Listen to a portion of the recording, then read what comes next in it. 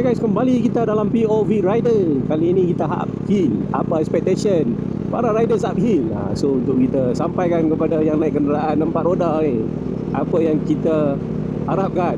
So pertama kali kita tengok bukit, ada jalan kona-kona macam ni, memang syok lah. Nice. So keterujaan tau. Ada yang suka kaki lap dengan laju, ada suka yang dia lap, tapi dia lap macam enjoy macam sekarang ni. Kita enjoy the pace, naik sama kelajuan dengan kereta, tapi dia ada membelok kat link kiri, link kanan. So pelbagai lah perasaan, feeling yang ada tu. Tapi apa yang kita nak sampaikan, sama juga dengan downhill naik motor ni. Korang kena tengok line lurus ni dengan line putus-putus ni, motor akan bermain ke kiri ke kanan dalam kotak dia ni. Sebab apa? Nak kestabilan juga walaupun naik bukit. Naik bukit ni lebih mencabar sebab perlukan penggunaan gear yang betul, tak betul. Motor dia ada clutch, Allah jahat lah motor dia ada clutch. Lagi takut mati enjin. Macam ni ikut lori belakang, wah lama jam. Silap masuk gear, mati enjin. Kena getah ha.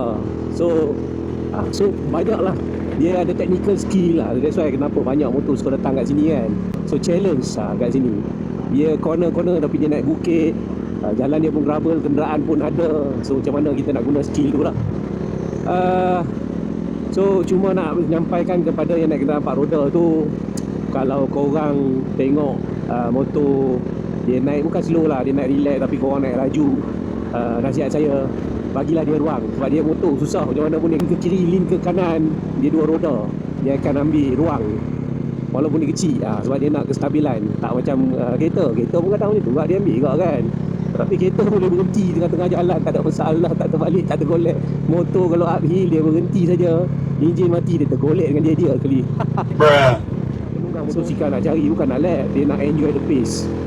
Yang kaki lap lah, dia pelbagai lah, kita meraihkan kepelbagaian. Jangan kata saya pun tak layan lap, layan, kau tak layan. Tapi cuma nak kena tahulah kat mana dia punya titik-titik keselamatan. Bukan semua corner, bukan semua cara trafik punya momentum kita boleh layan. Itu para rider. Dan para yang naik kereta tu, korang yang bawa reckless tu, saya tak boleh buat apa lah, tapi saya cakap apa lah. Yang bawa relax tu, korang cubalah bagi peluang, janganlah dia cucuk-cucuk sangat.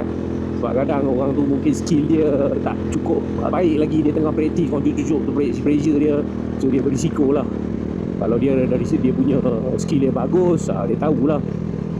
Sama lah macam korang naik kereta, cuma korang kelebihan korang takkan tergolek, enjin mati pun kereta statik kat situ, beza dengan motor. Jadi itulah point of view rider untuk bagi pengetahuan kepada pengguna kenderaan 4 roda supaya berhemah dan berkongsi sama-sama jalan raya. Sebab ramai yang suka cucuk-cucuk tengok belakang. Belajar sesuatu? Okay, sila share, like dan komen.